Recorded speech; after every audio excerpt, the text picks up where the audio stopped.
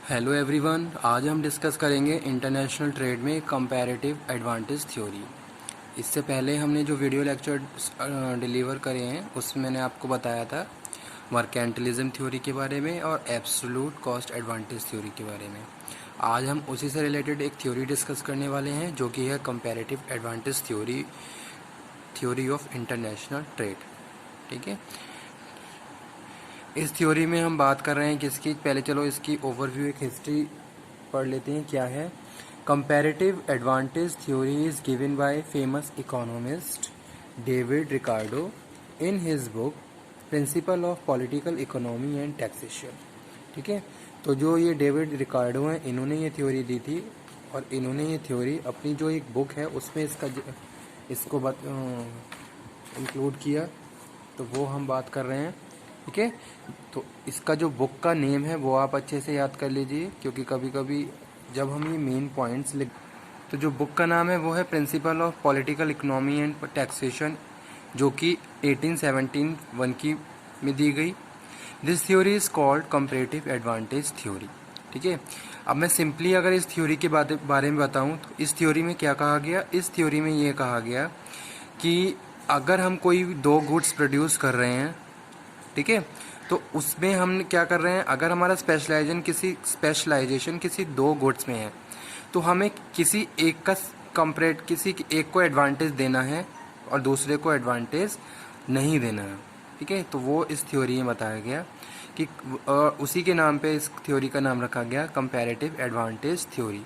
जैसे सपोज हम इंडिया की बात करें, इंडिया किन्हीं दो गुड्स में ट्रेड कर रहा है। अब दोनों गुड्स में वो अच्छे से ट्रेडिंग कर रहा है तो किसी एक में वो कंपैरेटिव एडवांटेज ले सकता है।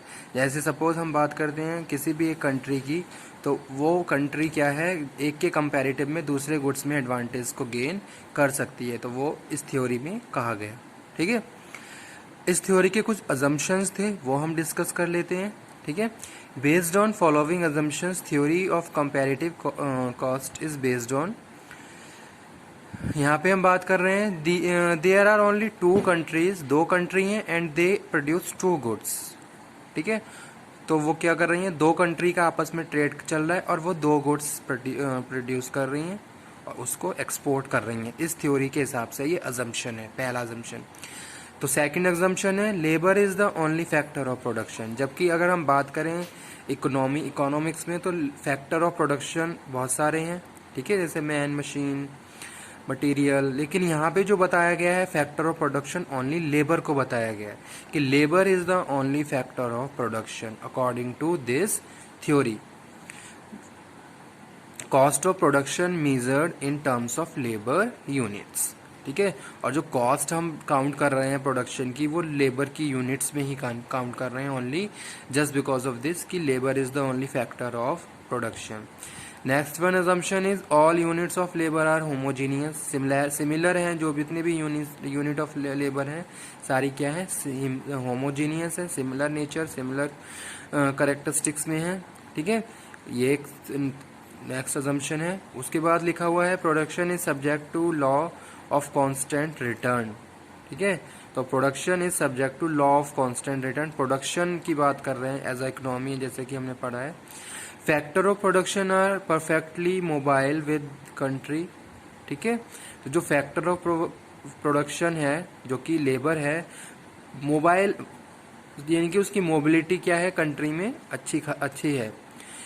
There is full employment in country concern, और जो भी कंसर्न कंट्री है उसमें फुल एम्प्लॉयमेंट है, जस्ट बिकॉज ऑफ दिस कि वहाँ पे लेबर ऑफ प्रोडक्शन फैक्टर है। ठीक है, तो ये कुछ अजम्पशंस थे इस थ्योरी के जो इस थ्योरी के लिए बताए गए हैं।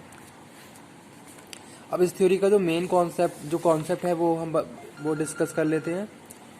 Even if country had a absolute advantage in the production of both product, specialization and trade could still occur between two countries. ठीक है,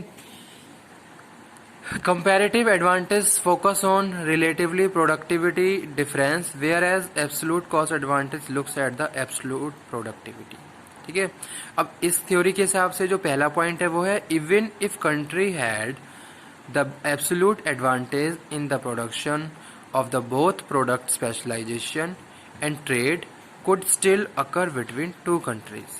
ठीक है, दो कंट्री हैं, दोनों कंट्री दो का किन्हीं दो गुड्स में स्पेशलाइजेशन है। अब आप उनमें से किसी एक के कंपैरेटिव एडवांटेज को गेन कर सकते हो। जैसे कंट्री ए है, अब कंट्री ए क्या कर रही है, किन्हीं दो गुड्स में डील कर रही है और दोनों में ही स्पेशलाइजेशन है। तो आप किसी एक जो जिसमें आपको लगता है कि हाँ आप अच्छे से उस चीज़ को प्रोड्यूस कर पा रहे हो सेकंड के मुकाबले, तो किसी एक में कंपैरेटिव एडवांटेज को गेन कर सकते हो, सेकंड में नहीं कर सकते। तो ये बताया गया था इस थ्योरी में, कंपैरेटिव एडवांटेज थ्योरी में।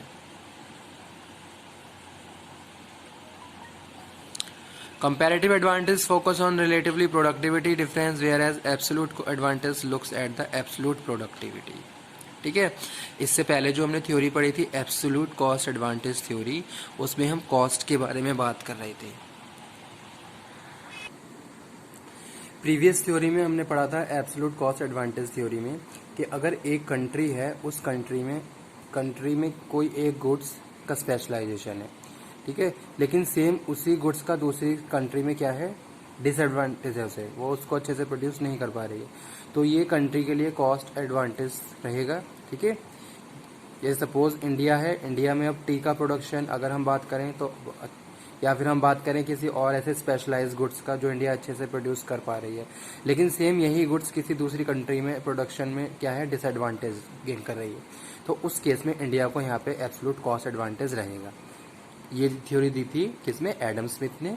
लेकिन इस जो आज हम थ्योरी डिस्कस कर रहे हैं कंपैरेटिव एडवांटेज थ्योरी, इसमें हम बात कर रहे हैं दो कंट्री की।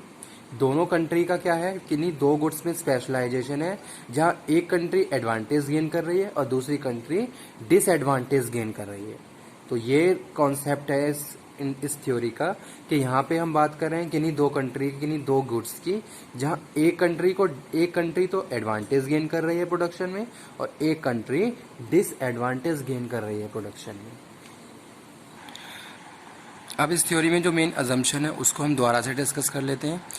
अगर हम कंपैरेटिव एडवांटेज थ्योरी की बात कर रहे हैं तो ये 2x2x1 मॉडल है, यानी कि 2 कंट्री 2 गुड्स और 1 फैक्टर ऑफ प्रोडक्शन जो कि लेबर है उसकी बात कर रहे हैं। ठीक है, सेकंड जो अजम्पशन है वो है लेबर होमोजीनियस, यानी कि जो लेबर है वो क्या है, होमोजीनियस है किसी भी गुड्स के प्रोडक्शन के लिए। ठीक है, यानी कि कोई भी अगर लेबर है तो वो सेम उनकी जो क्वालिटी की बात कर लें इस तरीके से, या फिर प्रोडक्शन की बात कर लें, तो हर जगह सेम वे में वो क्या कर रहे हैं, प्रोडक्शन कर रहे हैं, तो वो यहाँ बात कर रहे हैं होमोजीनियस इन द नेचर। ऐसा नहीं है कि कोई एक अलग अलग टाइप की लेबर है और सबकी प्रोडक्टिविटी एफिशिएंसी अलग अलग है, तो ऐसा नहीं है, यानी कि जो एफिशिएंसी है सबकी प्रोडक्शन की वो क्या है, सेम है। और परफेक्ट कॉम्पिटिशन की बात कर रहे हैं हम कंपैरेटिव एडवांटेज थ्योरी में। ठीक है, तो ये इसके कुछ अजम्पशंस थे जो मैंने दोबारा आपको रिपीट कर दिए। अब आगे बात करते हैं हम इसकी। यहाँ पे मैंने एक टेबल बना दिया है। अब यहाँ पे हम बात कर रहे हैं कंट्री ए, कंट्री बी। यहाँ पे हम बात कर रहे हैं यूनिट वाइन प्रोडक्शन की और क्लॉथ प्रोडक्शन की। ठीक है, तो यहाँ पे मैंने कंट्री ए का लिख दिया है। जो कंट्री ए की पर यूनिट कॉस्ट क्या है, 120 है, और यहाँ पे क्या है, 100 है क्लॉथ के लिए। और सेम उसी तरीके से अगर हम बात करें कंट्री बी की, तो कंट्री बी में यहाँ पे हम बात कर रहे हैं क्या, कंट्री बी को प्रोडक्शन यहाँ पे 80 पर यूनिट कॉस्ट लग रही है और यहाँ पे 90 क्लॉथ के लिए। अब यहाँ पे हम बात करते हैं किसकी, कि कंट्री बी क्या करेगी। कंट्री बी अगर वाइन की कॉस्ट में प्रोडक्शन की जो पर यूनिट कॉस्ट है प्रोडक्शन की कम है, तो कंट्री बी कंट्री ए को एक्सपोर्ट करेगी और कंट्री ए कंट्री बी से इंपोर्ट करेगी, क्योंकि कंट्री बी वहाँ पे ज़्यादा कॉस्ट बेयर कर रही है, जिस हिसाब से वो क्या है, कंट्री ए बी से क्या करेगी, इंपोर्ट। ठीक है, और कंट्री बी उसको एक्सपोर्ट करेगी। ठीक है, इसी तरीके से अगर हम बात करें कंट्री ए की, तो कंट्री जो मेन कॉन्सेप्ट है इस थ्योरी का वो यही है कि अगर आप दो गुड्स प्रोड्यूस करते हो तो आप किसी एक में कंपैरेटिव एडवांटेज को गेन कर सकते हो। ठीक है, जैसे कि यहाँ पे हम बात कर रहे हैं unit of wine 120 per unit cost और क्लॉथ 100, तो वो कंट्री क्या है, जो कंट्री ए है क्लॉथ का प्रोडक्शन करती रहेगी। ठीक है, क्योंकि यहाँ पे कॉस्ट कम बेयर कर रही है, और जो वाइन है इसके प्रोडक्शन की जगह इसको वो इंपोर्ट कर सकती है दूसरे कंट्री से। तो यही कॉन्सेप्ट है इस थ्योरी का, it is all about of this theory. ठीक है, इसी तरीके से इंटरनेशनल ट्रेड को दो कंट्रीज प्रोसीड कर सकती हैं। अपने उस हिसाब से उसको जो भी उनकी स्पेशलाइजेशन ऑफ गुड्स है उसमें वो एडवांटेज ले सकती हैं, जहां वो कम यूनिट में कम कॉस्ट के साथ अच्छा प्रोडक्शन कर रही हैं और दूसरे को वो दूसरी कंट्री से इंपोर्ट कर सकती हैं।